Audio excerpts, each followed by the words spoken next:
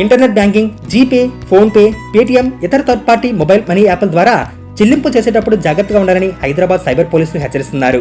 ఇటీవల సైబర్ మోసగాళ్లు జంప్ట్ అనే కొత్త టెక్నాలజీతో ప్రజలను బురిడి కొట్టించి మోసాలకు పాల్పడుతున్నట్లు చెప్పారు.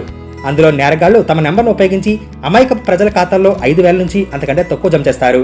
ఆ తర్వాత మీ ఖాతా నగదు జమ అయిందంటూ మెసేజ్ వస్తుంది. మీరు డబ్బు అందుకున్నారంటూ ఫోన్లో సందేశంతో పాటు లింక్ పంపిస్తారు. సాధారణంగా మనం వెంటనే నిజంగా ఖాతాలో నగదు జమ అయిందా కాలేదా అని ఫోన్పే ఓపెన్ చేసి చెక్ బ్యాలెన్స్ పైన క్లిక్ చేసి పిన్ నెంబర్ ఎంటర్ చేస్తాం. అంతే, ఇంకా మోసగాళ్లకు మన ఖాతాను అప్పగించినట్లే, విత్డ్రా అభ్యర్థనను ధృవీకరించినట్లే అవుతుంది. ఆ తర్వాత మన ఖాతా సైబర్ నేరగాడికి యాక్సెస్ అవుతుంది. ఆ మోసగాడు స్వయంగా మన ఖాతాలోని డబ్బును యజమానిలా నేరుగా విత్డ్రా చేసుకుంటాడు.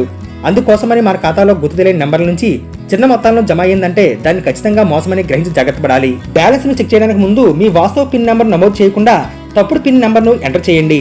దీంతో అవతల నేరగాడికి ప్రయత్నానికి గట్టి ఎదురుదెబ్బ తగులుతుంది. ఆ తర్వాత ఖాతా నిజమైన పిన్ నెంబర్ తో బ్యాలెన్స్ ఎంత ఉందనేది చెక్ చేసుకోవాలి. ఈ మధ్య డిజిటల్ అరెస్టుల పేరిట అధిక సంఖ్యలో ప్రజలు సైబర్ నేరగాల మోసాలకు బలైపోతున్నారు. ఇటీవల ఓ వ్యక్తికి ఓ నెంబర్ నుంచి కాల్ వచ్చింది. మీ కుమారుడు డ్రగ్స్ కలిగి ఉన్నాడు, మేము అడిగినంత డబ్బు ఇవ్వకపోతే దాదాపు 20 ఏళ్ల జైలు శిక్ష పడుతుందని అవతల వ్యక్తి ఫోన్లో నుంచే భయభ్రాంతులకు గురిచేశారు. వెంటనే 50,000 రూపాయలు ఫోన్ పే ద్వారా చెల్లించాలని, అప్పుడే మీ కుమారుని వదిలిపెడతామన్నారు.